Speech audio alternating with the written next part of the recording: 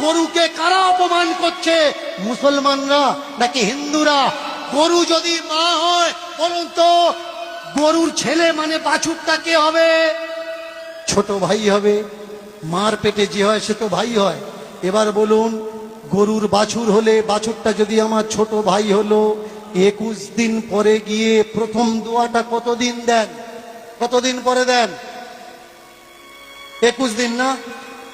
তাহলে আপনার মা যদি আপনার ছোট ভাইকে জন্ম দিত, 21 দিন পরে আপনার ছোট ভাইয়ের গলায় দড়ি দিয়ে পাশে বেঁধে রেখে আপনার মায়ের জননীর গর্ভধারিণীর দুধ দুয়ে বিক্রি করতে পারতেন?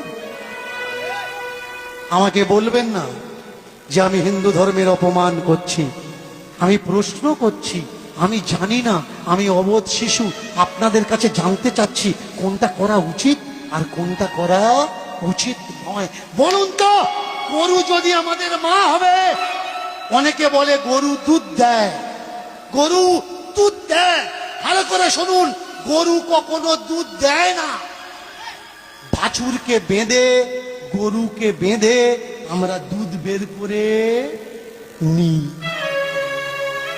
গরু আমাদের দুধ দেয় না, অচেরায় পড়ে দুধ বের করতে বাধ্য করাই।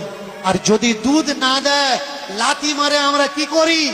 সামনের পা বাঁধি, পিছনের পা বাঁধি।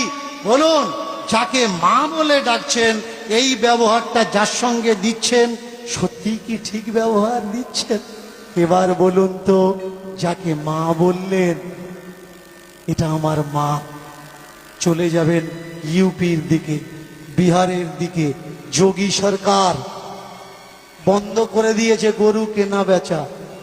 কোটি কোটি, লাখো লাখো, সৈকড়ো গরু রাস্তায় ঘুরছে, আর ওর খেতে ঢুকছে। ক্ষেতের মালিকরা চতুর্দিকে ইলেকট্রিকের তার ঘুরিয়ে দিয়ে রেখেছে, কারেন্টের তার। ঝটকা লাগবে আর গরুগুলো চলে আসবে। গরু যদি মা হবে,